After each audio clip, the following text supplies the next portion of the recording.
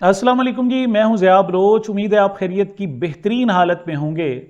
सामीन, 5 अगस्त 2023 को इमरान खान को गिरफ्तार किया गया था। तो इस लिहाज से देखा जाए तो 5 नवंबर, 5 अगस्त से 5 अगस्त तक पूरा एक साल हो गया। फिर सितंबर, अक्टूबर और नवंबर 3 महीने ये हो गए। 15 महीने आज इमरान खान साहब को हो गए। वो पाबंद सलासल है, वो जेल में है। जेल में जाने से पहले उसने कौम से एक वादा लिया था।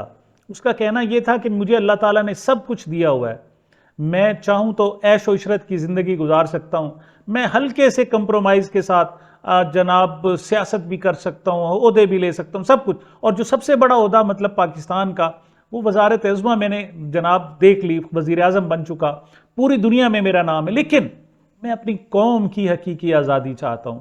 मैं चाहता हूं मेरी कौम कभी भी किसी के जनाब सरनगू ना करे, वो कभी भी जनाब किसी के आगे झुके नहीं। उसने कहा मैं खुद ना कभी किसी के आगे झुका हूं, ना झुकने दूंगा। एक वादा लिया था, वादा ये था कि मैं जब जेल में चला जाऊं तो मुझे भूल नहीं जाओगे। सामीन, हमारे पास कोई रास्ता नहीं है कि हम इमरान खान साहब से इवन जाकर मुलाकात करें, सही किस्म की रिपोर्टिंग लाएं। हमारे पास वही सोर्सेज हैं जो इस्तेमाल होते हैं। काफ़ी अरसे बाद इमरान खान साहब के ज़ाती मुआलिज डॉक्टर आसिम ने जाकर उनसे मुलाकात की, और ये जनाब इस्लामाबाद हाई कोर्ट के हुक्म के बाद हुआ, जब उन्होंने जनाब एक तिब्बी बोर्ड कायम करने का हुक्म दिया और कहा कि उनका मुआयना किया जाए।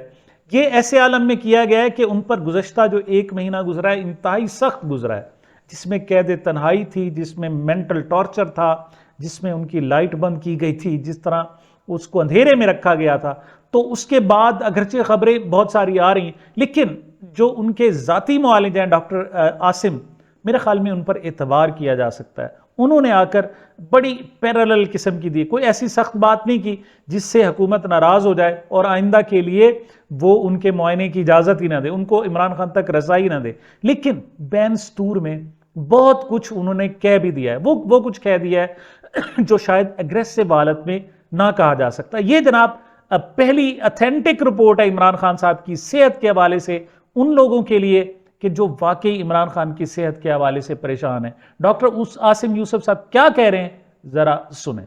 अस्सलाम वालेकुम। आज 4 नवंबर 2024 को मैं वजीर आजम इमरान खान साहब से अडियाला जेल में मिला और उनका मैंने मुआयना किया।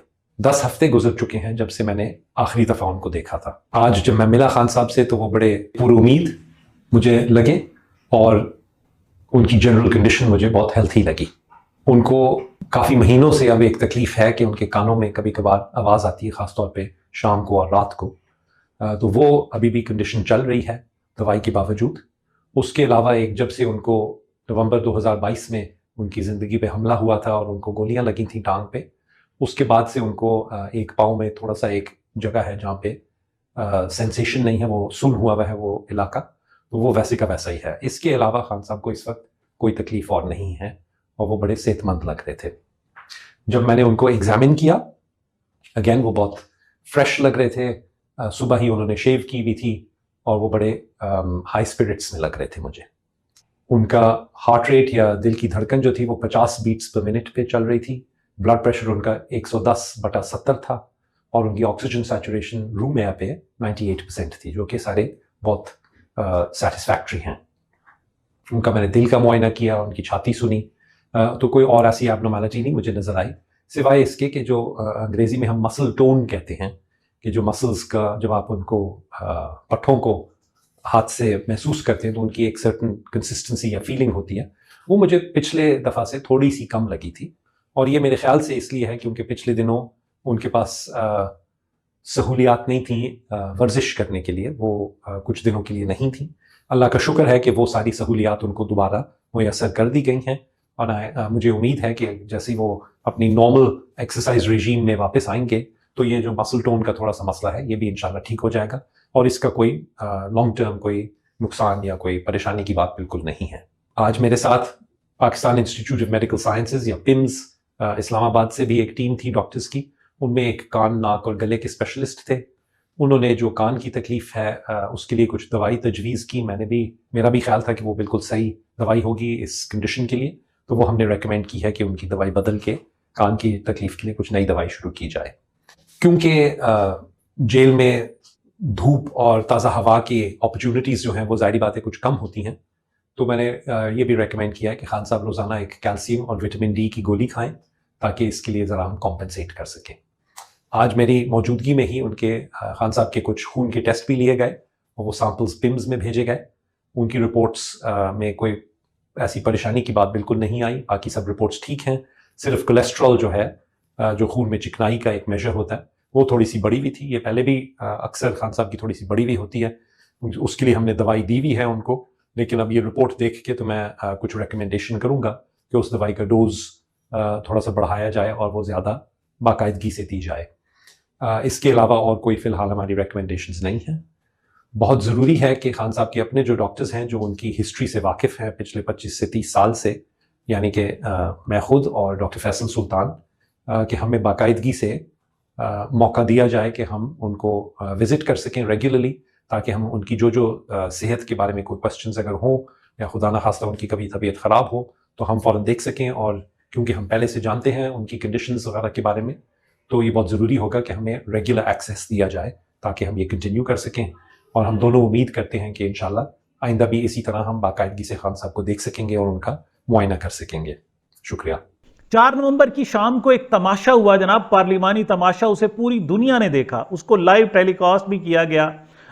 कौमी असम्बली की बाकायदा एक जनाब यूट्यूब चैनल है जिस पर पूरी दुनिया में उसको दिखाया भी जाता है, और लोगों ने देखा कि यहाँ पाकिस्तान में किस तरीके से कानून साजी होती है। मतलब कोई हाथ नहीं खड़े, कोई गिनती नहीं है, कोई शुमार नहीं है, कोई कतार नहीं है, बस आवाज़ पर ही फैसला करते हैं। और जनाब जो उधर से सेनेट के चेयरमैन और इधर से स्पीकर कौमी असम्बली, और उनकी कानों में पता नहीं क्या चीज़ है जनाब, कि शोर हो रहा है, कानों पड़ी आवाज़ नहीं सुनाई दे रही, नारे ही नारे हैं, लेकिन वो कहते हैं नहीं, हाँ की जो आवाज़ थी वो ज़रा ज़्यादा थी, लिहाजा बिल पास। चूंकि हाँ की उनके ख्याल में आवाज़ उसे उन्हें ज़्यादा सुनाई दी, और 5 साल के लिए आर्मी चीफ को एक्सटेंशन। वो कहते हैं जनाब अच्छा, नो को वो चांस ही नहीं देते, अपनी बात खत्म करते यस और नो, और फिर वो फौरन हुक्म भी सादिर कर, यानी नो हाँ या ना सुनने की जहमत भी गवारा नहीं। इस किस्म की जनाब मैं समझता हूं सिली किस्म की, इस किस्म की जनाब बेहुदा किस्म की कानून साजी, और इतने बड़े ईवान में जहां लोगों के कौमों के फैसले होते हैं। मैं एक सिंपल नमूना के तौर पर आपको दिखाना चाहता हूं कि ये प्रैक्टिस एंड प्रोसीजर एक्ट जो है ये सिर्फ 23 सेकंड में पास हुआ है, 23 सेकंड में। ये रिकॉर्ड पर मैं लाना चाहता हूं, मेरा व्लॉग अगर कहीं याद रखा जाएगा तो ये बात रिकॉर्ड पे रहे कि 4 नवंबर को किस किस्म का कौम के साथ इस हुकूमत ने मजाक किया था। देखें कि स्पीकर कैसे इसको मंजूर कर रहे हैं, मुलाजा फरमाएं। Put the motion to the House. It has been moved that the bill further to amend the Supreme Court Practice and Procedure Act 2023, the Supreme Court Practice and Procedure Amendment Bill 2024 be passed. All those in favor of it may say aye. All those against it may say no. I think ayes have it. Motion is adopted. Consequently, bill is passed. Azam Nazir. दूसरी तरफ जनाब जो website है या जो जिसे कहना चाहिए यूट्यूब चैनल है, जहां से पीटीवी भी लेता है, पीटीवी नेशनल भी है, नेशनल असम्बली भी है, तो उन्होंने अपोजिशन को नहीं दिखाया कि वहां क्या सूरत हाल होती रही। लेकिन और इवन जो खबरें हैं उसमें भी कोई ज्यादा, लेकिन बड़ी मार कुटाई हुई, धींगा मुश्ती हुई और थप्पड़ों की बारिश कर दी गई। मतलब इतनी ज्यादा कि जनाब जब ये शाहिद खटक साहब बाहर निकल कर आए तो पसीने पसीने और इनके सांस फूले हुए थे। मतलब इस सूरत हाल। और कहा जा रहा है कि जनाब जो तारड़ साहब हैं उनके साथ खासा इनका भीड़ हुई, और वो कहते हैं मैंने इतने थप्पड़ फिर लगे कि मुझे याद नहीं है किसको लगे, कितने लगे, लेकिन बहरहाल थप्पड़ों की बारिश होती रही। ये वो चीज़ें हैं जो लोगों ने, पब्लिक ने नहीं देखी। ये भी एक रिकॉर्ड है, मैं इस वीलॉग के जरिए कौम के सुपुर्द करना चाहता हूँ। शाहिद खटक क्या कह रहे हैं ज़रा सुने। हम तो प्रोटेस्ट कर रहे थे अपना वहाँ पे, तो वो ये लोग जो है ये गालियाँ दे रहे थे, तो गालियों के बाद फिर उधर लड़ाई शुरू हो गई और ये नहीं पता चला कि किसको कितने चपेड़े पड़ी हैं उधर। नहीं, किसने गाली दिया? वो और उसके साथ एक दूसरा मेंबर था, मुझे तो नाम नहीं आता, वो गालियाँ दे रहे थे। तो उसके बाद फिर लड़ाई शुरू हो गई और वो देखिए मार रहे थे। तो जब वो मार रहे थे तो फिर हम तो देखे फिर गैरत की बात होती है। चपेड़े मैंने मारी किसी को?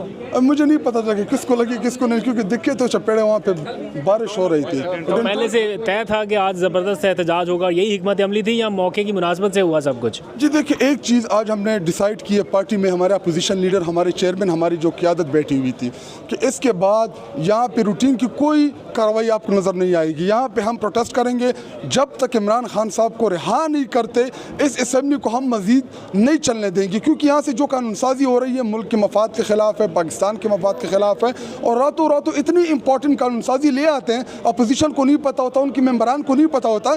इनके ऐसे भी मेम्बरान हैं जो बाज़मीर है, जो गैरतमंद है, वो शायद इस कानून साजी में इनका साथ ना देना चाहें, लेकिन उनको खुद नहीं पता होता कि हम क्या यहाँ से पास करा रहे हैं।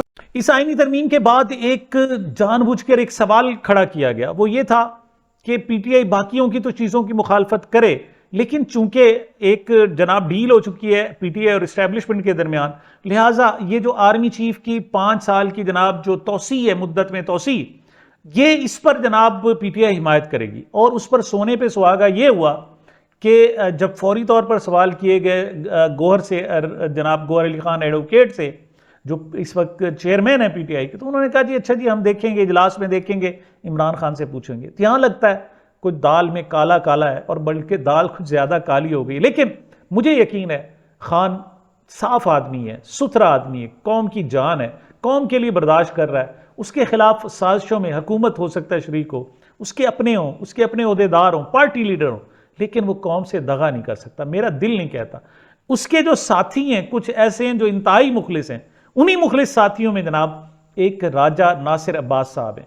उसके इखलास पर कोई शुबा नहीं किया जा सकता। इन्होंने आकर क्या बातें की, किस तरीके से करी करी सुनाई, क्या अंदाज़े गुफ्तगू था, जरा मुलाहिजा फरमाएं।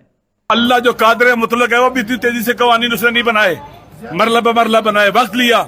ये ऐसे आते हैं जैसे तूफान आंधी आती है, तबाहकुन आंधी जो हर चीज को तबाह करती है। ये जो कानून साजी के तरीके हैं, इनकी इंटेंशन, सब कुछ पाकिस्तान से दोस्ती नहीं है, पाकिस्तान के नेशनल इंटरेस्ट के ऊपर कारी ज़र्ब और वार है, पाकिस्तान की नेशनल सिक्योरिटी पर वार है। ये जनाब 5 साल की एक्सटेंशन आप दे रहे हैं, क्यों ऐसे हो रहा है? क्या जो 3 साल जिनके पास थे उन्होंने कश्मीर फतह कर लिया है? क्या पाकिस्तान के अंदर अमन लेके आ गए हैं? ऐसे नहीं हो सकता।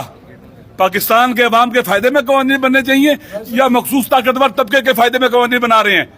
अल्लाह की लाठी बड़ी बेआवाज है। पाकिस्तान के अवाम देख रहे हैं, ये पार्लियामेंट पाकिस्तान के अवाम के लिए काम नहीं कर रही, ये सेनेट पाकिस्तान के अवाम के दुख दर्द बांटने के लिए काम नहीं कर रही, ये ताकतवरों के लिए काम कर रही है। पाकिस्तान साहब ये बताएं कि हमें अपोजिशन का ये वाज़ेह मौक़िफ़ सामने नहीं आ रहा कि इन तरमीम की वो मुस्तरद करते हैं, हिमायत करते हैं। मुस्तरद किया है भाई, मुस्तरद किया हमने, हम मुस्तरद करते हैं। सुप्रीम कोर्ट के जजेस की तादाद जो बढ़ाई गई है, देखिए मैं बात सुने, इंटेंशन है भाई, आप महीने बाद कर लेते, कभी एक रात में आप आईनी तरमीम लाना चाहते हैं, लोगों को उठाते हैं जबरदस्ती प्रेशराइज करके, इस तरह से जबरदस्ती से कोई तलाक भी देना, इस्लाम में उसकी तलाक नहीं होती। इस्लाम दीन आप कहते कुरान और सुन्नत सुप्रीम है, हाकिमियत आला अल्लाह की है, यानी क्या अल्लाह के दिए हुए कुरान और सुन्नत के मुताबिक ऐसे कानून साजी होती है? इस तरह के कवानीन बनाए जाते हैं? ये बिल्कुल गलत तरीका है, और ना कुरान इसकी तरह से इजाजत देता है, ना दीन और इस्लाम इजाजत देता है, ना, चूंकि ये लोग, इनकी अवाम में फुटिंग नहीं है, अवाम में इनकी हमायत नहीं है, ये बस पावरफुल जो तबके हैं उनके हाथों में खेलते हैं, क्योंकि इनके अंदर जो भी इनकी पावर है, जो भी इनके अंदर जो सिलेक्शन हुई है वहां से हुई है। इसलिए पाकिस्तान के अवाम देख रहे हैं, पाकिस्तान के जवान देख रहे हैं, पाकिस्तान के गरीब पिसा हुआ कुचला हुआ तबका देख रहे हैं। जब ये ताकतवर लोगों के लिए काम करते हैं तो सेकंड्स में कानून बनाते हैं, और अवाम के फायदे के लिए ये टस्टमस नहीं होते। ये लुटेरे हैं, डाकू हैं जो इस तरह के काम करते हैं, राजन है ये। पीटीआई जनाब लगी हुई है, वो साफ छुपते भी नहीं, सामने आते भी नहीं, वो ना ही जनाब मुखालफत कर रहे हैं, ना ही जनाब इसकी हिमायत कर रहे हैं, खुलकर आ भी नहीं रहे। अब इनका जो बाकायदा रद्द अमल आएगा वो इमरान खान साहब से मुलाकात के बाद सामने आएगा। अब तक का तो फुसफुसा जनाब फलां ने बड़े ज़ौक़ व शौक़ से, जोश व खरोश से शिरकत की जनाब सियासी कमेटी 4 नवंबर के इजलास में, तो फैसला क्या किया? कोई कौम को तुमने दिया कुछ? सिर्फ एक लफाजी और कुछ नहीं। बहरहाल आईनी तरमीम के हवाले से जनाब बहुत कुछ कहा जा रहा है, लेकिन माजिद निजामी साहब ने कुछ टेक्निकल बातों का भी जिक्र किया है।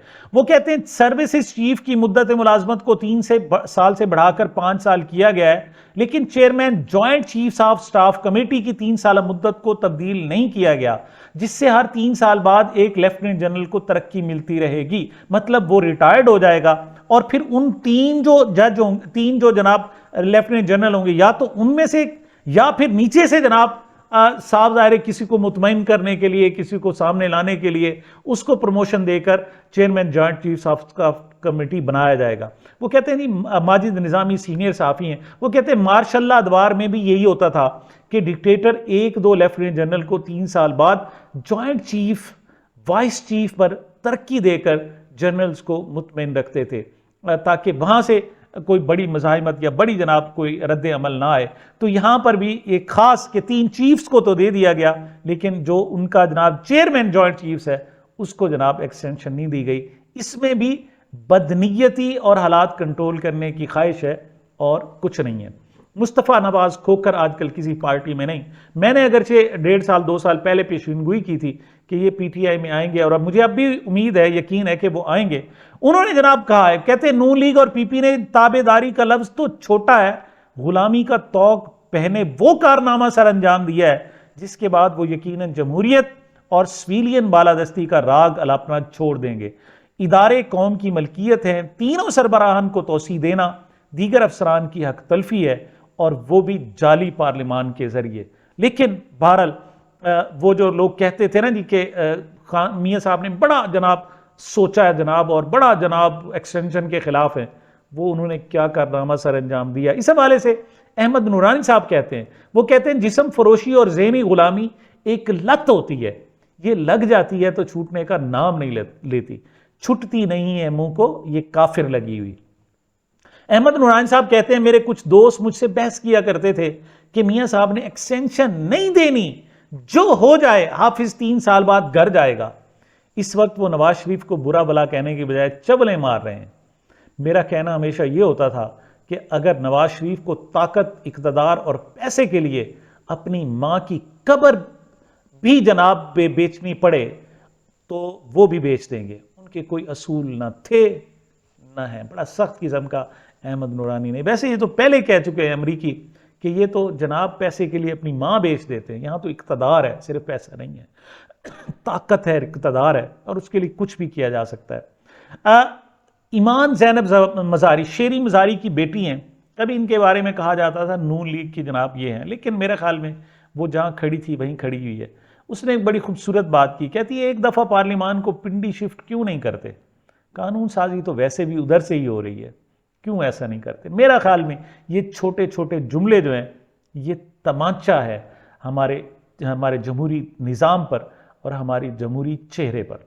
मोहम्मद उमैर साहब इस सारी सूरत हाल के बावजूद मेरी तरह वो भी मायूस नहीं है। उन्होंने वो जो हमारे दिल में होता है वो कहा है, कहते हैं कि अगर अपने इक़दामात से हर कोई अपने दौरे हुक्मरानी को तबालत दे सकता तो बनु उमैया, बनु उबास, सल्तनत बरतानिया, मंगोल और मुगलों के दौर ख़त्म ना होते। हर फ़िरौन वक्त इसी सोच में था जो आजकल हम पर मुसल्लत फ़िरौनों की सोच है। अंधेरा जितना गहरा होता जाता है सुबह उतनी करीब होती जाती है। मुझे लगता है कि पहले शायद कोई कंप्रोमाइज़ की सूरत हाल आए, अब इमरान खान जिस अंदाज में खड़ा हुआ है इस अंदाज में इनकलाब आएगा, और इनकलाब के लिए चीज़ों का सख्त होना ज़रूरी है, चीज़ों को इंतहा तक पहुँचना ज़रूरी है। और इस वक्त हुकूमत वाकई अपने मामलात को इंतहा तक ले जा चुकी है।